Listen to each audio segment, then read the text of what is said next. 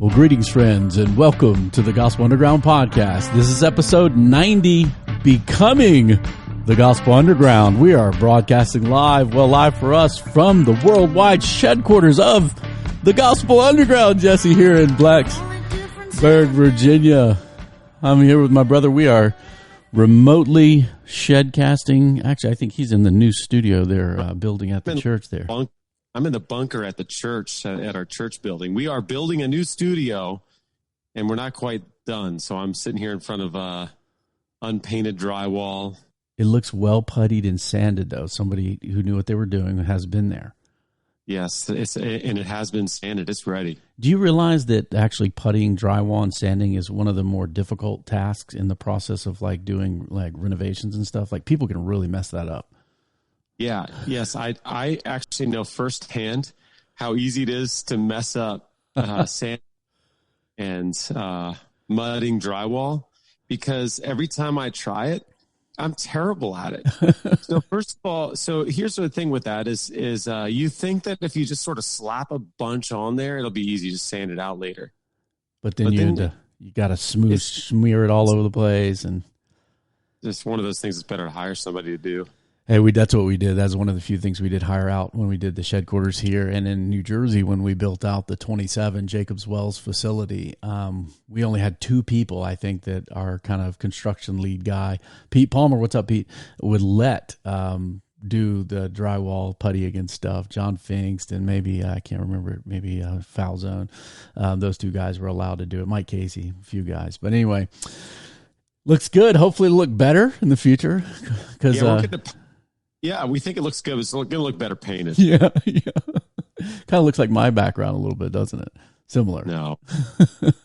I've got great background there, and what a cool hat you have on. I was admiring that hat. Is that like black camo? I just got it's kind of black and gray camo. I just got it. It's like urban camouflage. You know, I got suckered into an Instagram ad on this thing, and so it's one of those things. Whoa! So sit right back. So Jesse, it's time for Reviewish. We talk books and we talk books and text and movies and hats and things. So yeah, will be a little reviewish of this hat. This is an interesting hat. It wasn't. I think it was a social media ad, but it has like this breathable fabric, wicking technology. It's got this little pocket inside where you can put money if you want. And I really like it. I think it's from a company called Melin, something like that. It was like, I guess they were doing fashionista hats a long time ago, but now they've got some down for priced well where I could actually buy one. They're not cheap though. If you expect to pay $20 for a hat, there's a little more than that. But so far, so good, and looking fly for a nice guy. That's what I'm saying. And it's like moisture wicking, like when it rains, or like when you sweat. Yeah, both. It's endorsed by Phil Mickelson, who's a golfer up here. Yeah, when you sweat, it like takes the water away from your head. And man, I nasty up some hats, so I'm going to see how it goes, man, and how it holds up. Me too. I like the flat brim kind of structured hats. Yeah. And mine always end up having this like nasty discolored ring around. It's like a salt ring. Yeah, it's like an evaporated lake happened on your head. Yeah. Well, man, yeah. If you want a hat, it's 2-year warranty. I think 2-year guarantee on a hat. That's pretty good. But it is like $50, so you get what you pay for, I suppose. Melin hat. You gonna put a Melin? I'll put a link in them show notes. Jesse, this is a weird episode, because I don't know if you guys noticed in the show intro that I am not in the Power of Change worldwide headquarters. I am actually sitting in the headquarters of the Gospel Underground. How about that? That is amazing. And I would say, hey, how about it took us 90 episodes to actually become the Gospel Underground. That's right. And the Gospel Underground is becoming, I wanted to ask you about that. Like, you know, you have been Power of Change ever since I've known you. Well, technically I knew who you were before, but Power of Change. So, but you're making a switch. Yeah, I'm making a switch, and it's probably hard for nobody but me to make this changeover. And the reason why Power of Change goes all the way back to 1996, probably before then. I became a Christian, I think, in 1992. And I always was amazed at the transformative power of the nature of God's work through the gospel, through his word, through his spirit to change people's lives, like change my trajectory, man, turn me around in just a powerful way. And so when I started ministry, my wife and I went on staff with Athletes in Action. You did this when you were on staff with Crew. You sent out newsletters. And so I had to name mine. And so I named my newsletter Power of Change. And I even reserved powerofchange.org, Jesse, back in 1996. And I was hand coding websites like in Notepad on Windows, old school, like writing it out HTML code. So Power of Change has been around a long time. Now, when I was transitioning out of leadership at Jacob's Well and handing the torch over to my friends there, we just needed a name for the weird things that I sensed the Lord wanted me to do. And so we just said, hey, let's make Power of Change the thing. And it served us well the last 4.5 years. But it's been a little confusing at times. In fact, I've had, like, the past 4.5 years, I've been super full, calendar-wise, schedule-wise. It's been busy. Keep going. But I always would get this question, now tell me again what exactly you do. And I'd say, well, I do this thing called Power Change. What is that? Is that like some people have thought literally it was like one of these like weightlifter Christian groups that like rip up phone books and bend. I was waiting for you to bend iron. Yeah, aluminum base, blow up water bottles. Apparently there's a thing called some power something, and somebody asked me, are you going to do that? I'm like, no. And then a lot of people think it's kind of more like a transformative discipleship or some sort of, sanctification or life transformation counseling kind of thing. And then there's been just a few weird things where I'll type in a text or an email POC and somebody's like, do you mean persons of color? I'm like, no, I meant Power of Change. I mean, obviously that's being used a lot now to in shorthand for persons of color. But it meant Power of Change. So we were just praying and seeking God for a more clear name for our mission, connected to what we do. And so we started the Gospel Underground. I don't know if you realize this, 3 years ago. August 2017, and it's kind of fit, and lots of people like it. And then when I've run this kind of by people, it's like, hey, what do you think of this name? Oh, way better. Oh, way better. Oh, way better. So we're in process. Actually, we are legally changed already to the Gospel Underground. We're still doing business as Power of Change, so anything that happens, that's okay. But yeah, that's where we're headed, man, and it's exciting for us. I love it. I think it definitely reflects you and your work, I think, in a more clear way. And I think in a lot of ways, it'll be fun for you to build out. This is what Gospel Underground means. Certainly it's less confusing with POC. I know I spent a summer in Australia, and I think Crew was maybe called, is Crew Power for Change? Crew Canada switched they switched their name to Power to Change. Power to Change. Yeah. Okay. And then last summer, my daughter actually went to Guatemala to play soccer for AIA Canada, so all the checks were to be made out to Power to Change. And that just confused the mess out of all our friends. They're like, is this going to your organization or something? And we predate them, actually. The name Power Change predates anything they did with the first outreach up there. But that was all. In fact, when I got a mortgage here, they tried to call Crew Canada to see if I was employed by them by accident. Yeah. Yeah, so I imagine with Gospel Underground, you'll have less confusion about that. So, well, what else has changed, and Reed, with, you've got some transitions right now, the main transition being from Power of Change to Gospel Underground. But that's not just a transition in name only, is it? No, there's some pivoting, obviously, related to COVID-19, but there's also some realignment to some of the things the Lord had put on my heart to do when we were transitioning from New Jersey. One of the odd and strange and beautiful and good occurrences that happened during that time frame, I was handing off in New Jersey and moving here. Acts 29 U.S. South Central, which is Texas, Oklahoma, Kansas, Nebraska, and Western Missouri, contacted me and said, hey, would you like to work on our leadership team and run church planner assessment for us? And I was like, well, I'm moving to Virginia. I'm not moving currently to Texas. And I got some Texas colors on today, I suppose. But they said, no, we don't care. You can do this remotely, no problem. So the last 4.5 years, I've really been on the leadership team of one of the major Acts 29 global networks.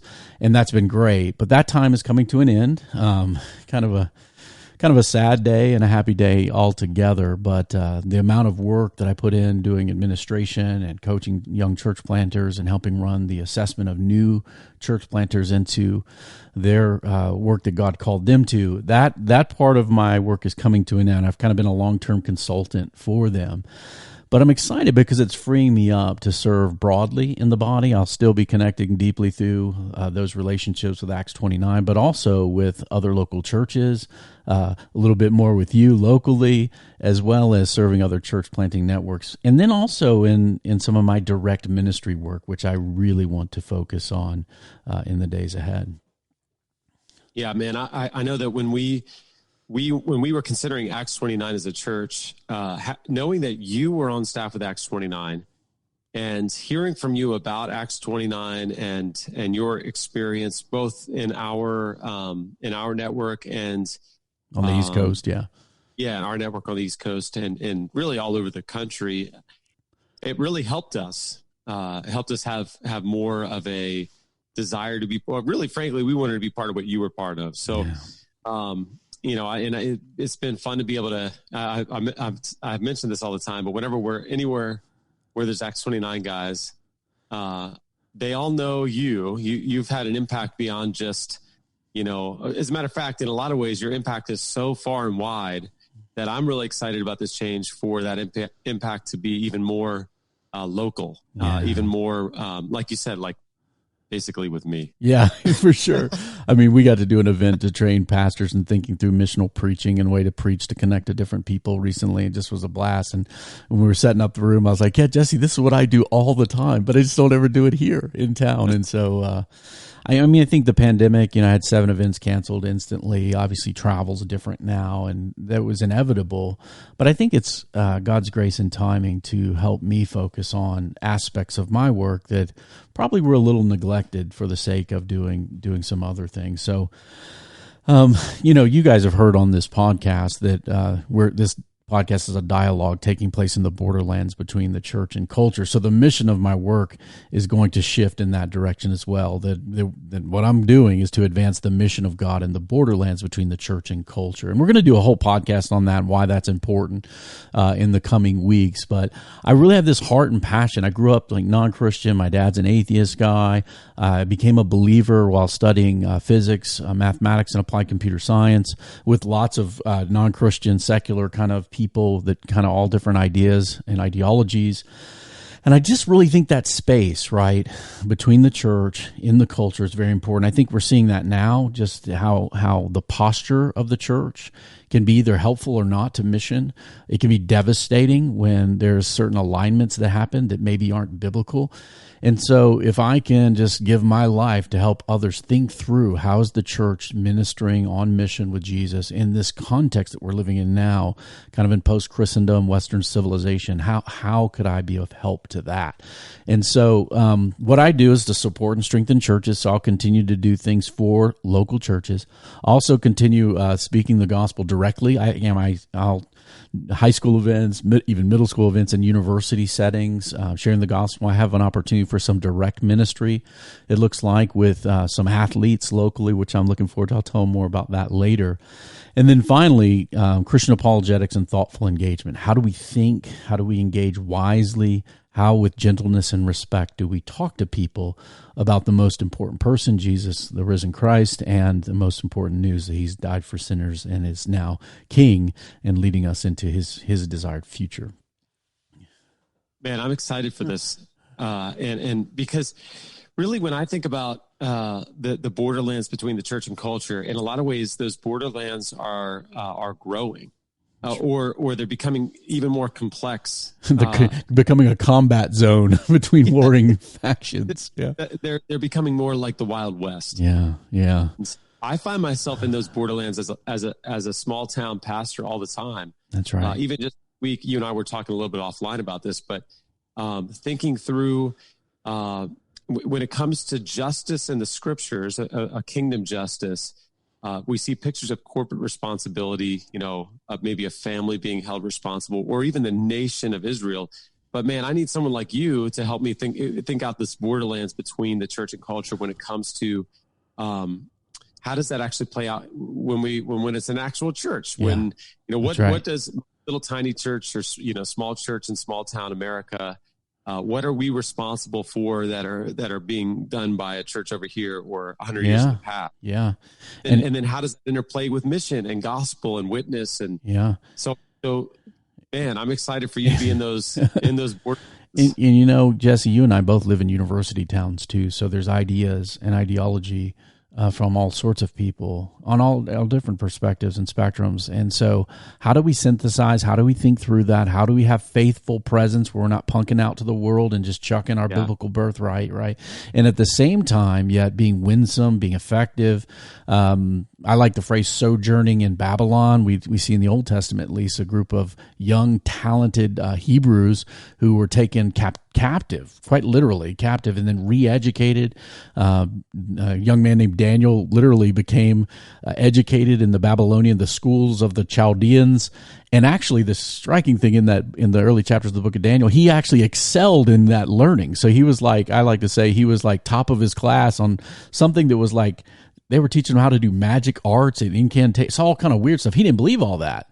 So he remained faithful in his identity to Yahweh in a occupied place where he knew where to make stands for his faithfulness, his worship, his set apartness, but yet at the same time was effective in that society, right? What does it look like to be a faithful Christian and get all A's in Harry Potter school for wizardry at Hogwarts or something, man?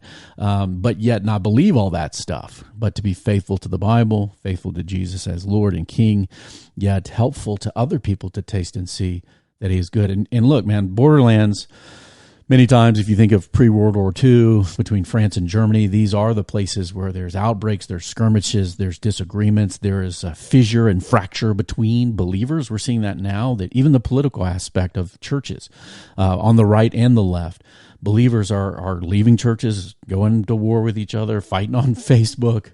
But how do we have a faithful, biblical, godly presence that is winsome, helpful, and gentle and kind? And I think that's ever more important as we head into the future right now. I want to ask you about, you were talking a little bit to me offline about some guiding postures or philosophies.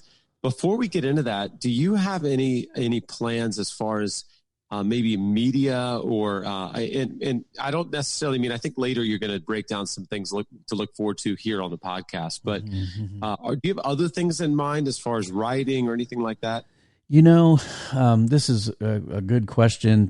Probably, I have certain conference material, like I have a seminar I do on shaping evangelistic cultures through the local church that deals with a lot of this, and I am considering putting that on because I already give away everything for free, so might as well put it on video and put it out there.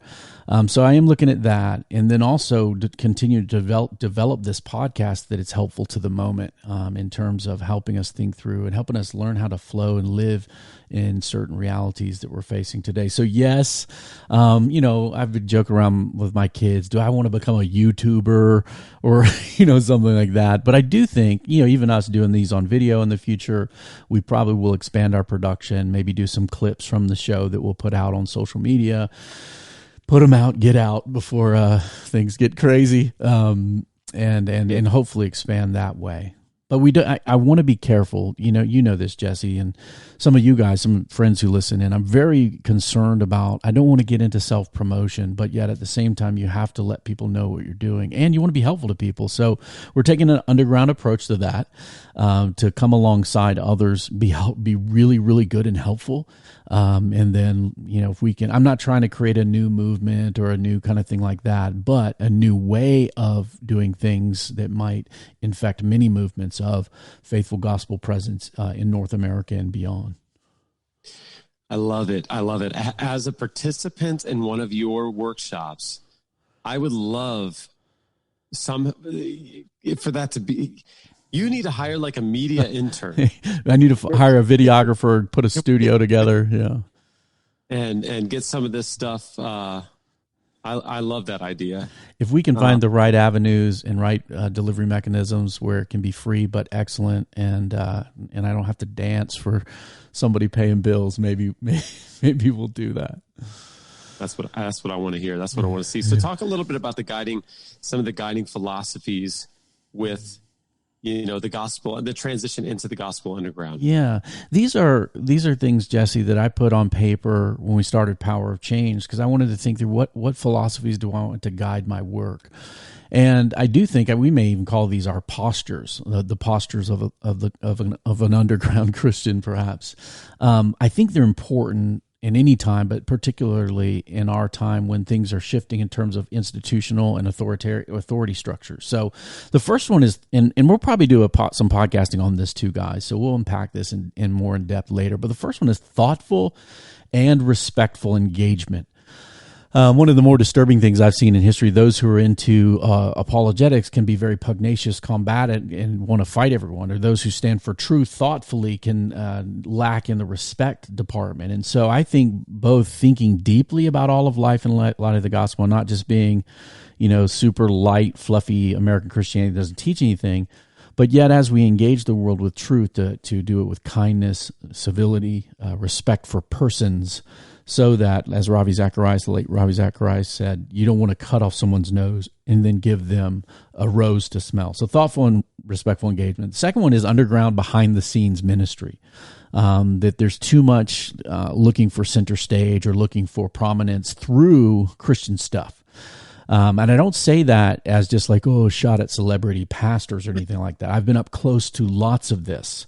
And unless a certain amount of people choose actually being nobodies or actually being unseen and actually being behind the scenes, then there'll continually be this kind of scrambling that I see amongst young pastors who really want to be influential people. And by that, they mean book deals or, kind of being at the big conference and have their face on a poster someday. So I'm trying to do something that's intentionally behind the scenes, and if it's not seen by everybody but helps certain somebodies, I'm very grateful. Can I jump in here? And say, and that's not a shot at anybody who's doing the mainstream way. That's right, and this is why it's going to be hard for you to become a famous YouTuber, vlogger. Yeah.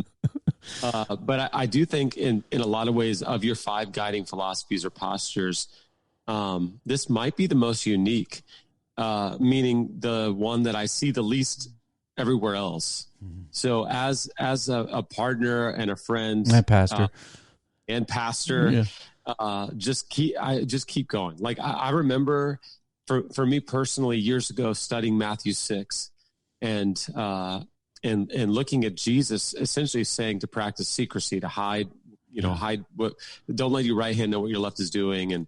And really throughout that all of Matthew 6, you have this secrecy and treasure over and over again. Yeah. And I remember thinking, how do you do that in a public ministry?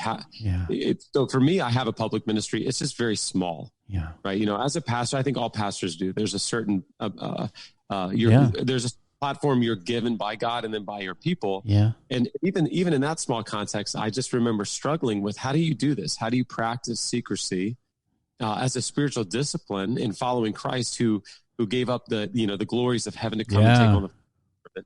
How do you do that? And then also seek to be excellent, to communicate in ways that are going to naturally, and I think, brother, you do it. I'm trying, man. It's hard.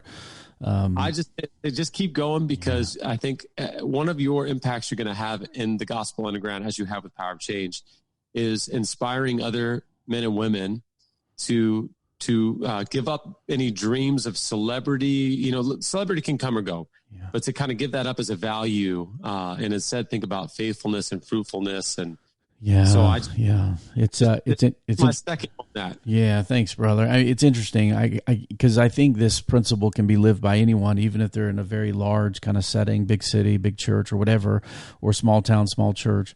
You're right. Everybody has an influence and a stewardship of that. The question is, what are we shouting from the rooftops? Because we are called to shout something in somebody's name. It's not our own. Where is our posture in place in that? Well, it's amongst people as servants for Christ's sake. If we're doing it that way, we can be the one who was in very nature of God and considered himself nothing, right? And gave his life fully away for others. I think that's important. I think it's hard in North America, American culture that loves, lots of likes and lots of numbers and lots of looks and lots of platform.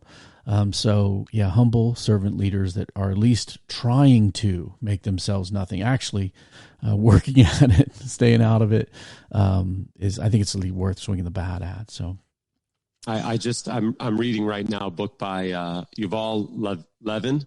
I've never read him before, but it's called A Time to Build.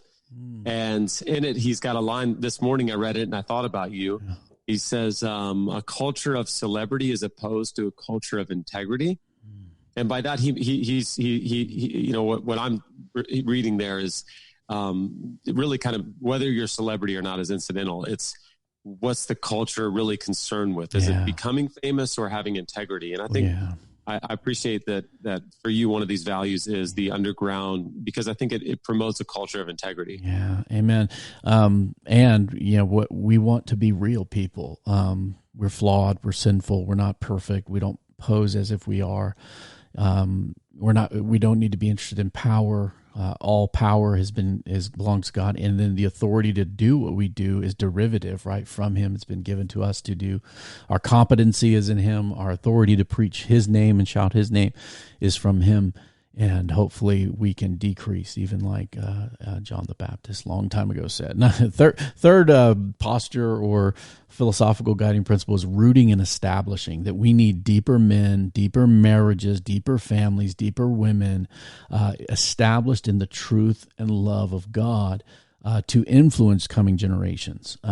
Without strong families and the reproduction of the gospel through our homes, we lose. Now, there's good and bad statistics on this, right? Everybody's like, oh, young people are leaving Christianity. Well, young people that grow up in dedicated, faithful Christian families are not leaving the faith.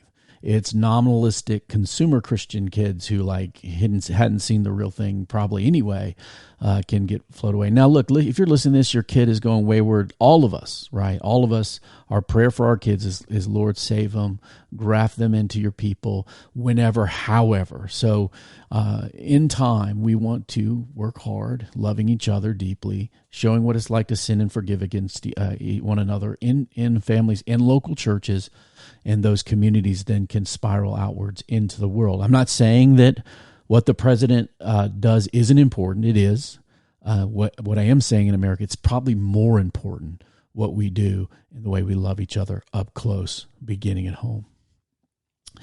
Fourth, mentoring and coaching. Man, I tell you what, my life was changed by a wrestling coach, someone who's invested in somebody else's success, and we need a lot more of those. Jesse, you do that with young guys and young pastors. I love watching it. We need a lot more player coaches who are staying in the game, but yet mentoring in others along the way. And then fifth, this one just comes out of everything I just said. Fifth is the primacy of families in the local church. Local churches are God's plan A. It's interesting to be like a parachurch, having a nonprofit, and I'm not leading a church, but to still have the passion and belief that God's people, right, the local family of faith, is God's plan A, both for mission and discipling, to make disciples of all peoples and nations. And before the foundation of the world, this was God's purpose. And so I don't think local church replacements are worth our time, and that local church investments from, Bonhoeffer House or the Gospel Underground is very worthy of our time and pleases, right, the bridegroom, who quite literally is covenantally related to his people. And the first celebration we'll have when this age is wrapped up is a wedding reception, a party. And so I don't want to leave that. I think that's very important for underground Christianity to be rooted in local church communities. Amen. I love that. And I don't know where I got this. I invented it, so it's probably wrong. But I like your inventions. But when I talk about the Bonhoeffer House with people, and then even as a local church pastor, when I talk about other parachurch ministries, I talk about deacon ministry. And so really what I mean by that is in the New Testament, deacons formed because the church needed help sorting stuff out, right? It's the noun form of servant, right? Service or serving, yeah. Yep. So it's the word for servant, and it's not just setting tables, right? So in Acts 6, that whole situation, a lot of people think of it like deacon equals the servant, people who set the tables or set the chairs up.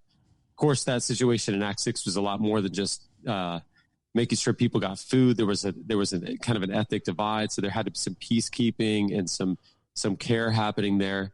But then even more immediately, those deacons that are named end up being the evangelists and the apologists. Stephen is going around doing apologetic ministry, essentially proving Christ in the scriptures. And so really it's pretty broad. Like, this is just, what does the church need? And it needs someone to go over here and do that. Yeah. And so I think of when a parachurch is working well, like the Gospel Underground, it's serving local church or local churches in areas where the local church needs help, right? Like I even mentioned to you earlier in this podcast that when I need help thinking about the Borderlands, man, I got to give Reed a call. I got to talk about this. Yeah. And so, and I have people even in our church who are telling me about this podcast and how much they're learning and growing. So I love that, the primacy of families in the local church. And I, as your pastor, envision you and your work and the Gospel Underground as kind of deaconing for the church. You're serving the church.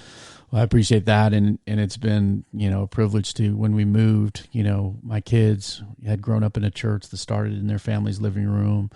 They had become accustomed to hearing the voice of their father, not at the breakfast table, but also in the Sunday morning pulpit, setting vision, mission, biblical teaching, flow, and culture of a church. And so moving for us, when you have little kids that do that for almost a decade, it's a big change. And so for us to find a place where we could walk in and just become members and not be pressured to be on the elder team or do more than we were ready to do. You guys have loved us well.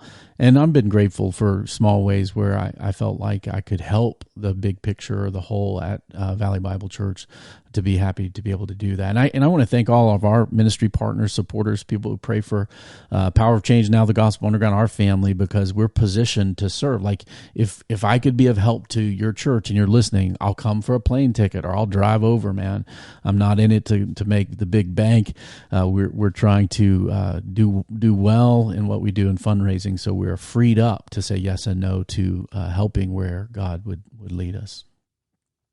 Amen. So talk a little bit about what's coming up on the podcast. Yeah, man. So we're excited. We just wanted to do this short episode to kind of let you know about the change coming, and it'll be funny in our opening and closing credits. We'll adjust appropriately because it's no longer a partnership between Power of Change and the Bonhoeffer House. But we also are thinking through our content this year. And yesterday, Jesse, I didn't tell you this, but I mapped things out on my whiteboard. I'm looking over at it to like May 13th. And so we're working on our, all the stuff that's going to happen between now and then. That's right. All the current things that'll happen. We're going to talk about important things, whether they're current or not. But here's the thing. Every 2 weeks, we kind of hit that the last couple of years, been doing that roughly twice a month up until May 13th. So we're planning that out. But in the off weeks, we're going to be freed up to hit current topics that are happening in culture. Also, our Underground Saints episodes, where we kind of bring in folks that are doing it, living it. Those have been extremely successful and popular episodes, so we're going to continue with that. But in terms of that, every 2 weeks, here's where we're going. We're going to talk about mission in our current cultural realities. One of the things that, if I could press back even in, say maybe Acts 29, that I'm most associated with in church planting, is that there's been a strong focus on the church, strong focus on theology, even being multiplying churches. And I just want to keep shouting, though, for the mission of God, that God's work outside of the local church community in the Borderlands with people far from Him, in the midst of these cultural realities, where we can stop speaking Christ died for sinners, that we need to repent and have faith, trust Him, become part of His family forever, acknowledge Him as King. These things have to move forward because we're commanded by the Lord. So we're going to talk about what that looks like, both in a positive sense, but also in a resistant sense. The word resistance has been co-opted to kind of oppose our current president. But there's a really good tradition in Christianity about resistance thinking. C.S. Lewis talked about it and looking at during World War II and post-World War II reality, and seeing we live in this world now that's not yet fully the kingdom of God. There is a reality that we need to have resistance thinking, and how to go about doing that in these cultural mixes we're living in. We're going to address how do we resist well and then but stay on mission. And so we're heading there for a few months. It should be really fun. And then we're going to do a little shift into a subject of a book called The Science of the Good, The Tragic Quest for the Foundations of Morality. This is by James Davison Hunter and Paul Nedeleski. Now, we're talking a lot about what is justice, what is goodness, what is morality, right? And it's not surprising that there's so much disagreement and confusion about what that is, because the secular mindset, which dominates education, I know my kids are in public school, dominates the vision of morality, has sought for hundreds of years now to seek what is good and just apart from one who is the rightful judge and author of goodness and justice, God himself. So apart from God, what does this search for morality look like? It's a tragic quest. And then how do we navigate these issues when we are all talking about issues of justice and what's good and what's terrible and this is bad, but yet we don't even know why we don't agree with one another. And I think there's going to be some really engaging content. And then, of course, we'll have some reviewish along the way. We'll have some ruts and buts. We're not going to forget the ridiculous things under the sun we things and the beautiful things under the sun we see. But that's where we're going. And then we'll be mixing in on those off weeks, some great interviews that we're setting up. And I'm super excited and look forward to you joining me for most of that journey. And put in one, yeah. In the weeks, you got to get more of your family on. You got the family on. I love it.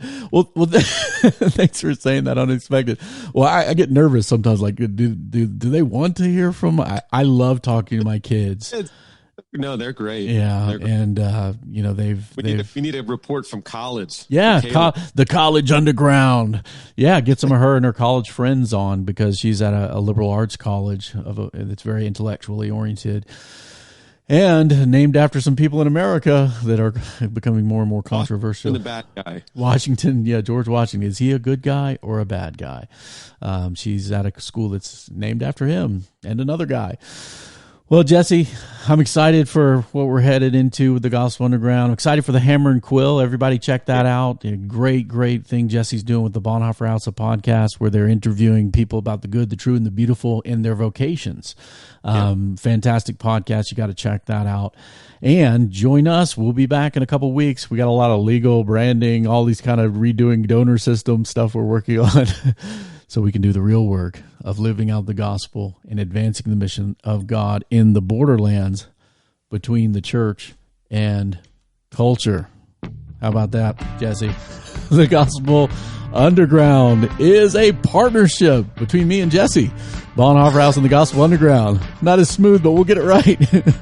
You can review us on iTunes. 5 stars are acceptable. Thank you guys for giving us reviews anywhere. If you're on Spotify and you see us, review us there. Google Play Store, review us there. Send your comments, feedback, or questions that we might be able to take up here. We do have those off weeks. We do like taking up things that people submit. That's for you, Jared Lynn. We did get your email. We will be addressing some of that. Send those feedback comments to info@gospelunderground.org. We are a dialogue taking place in the borderlands between the church and culture. We hope to see you out there. Peace.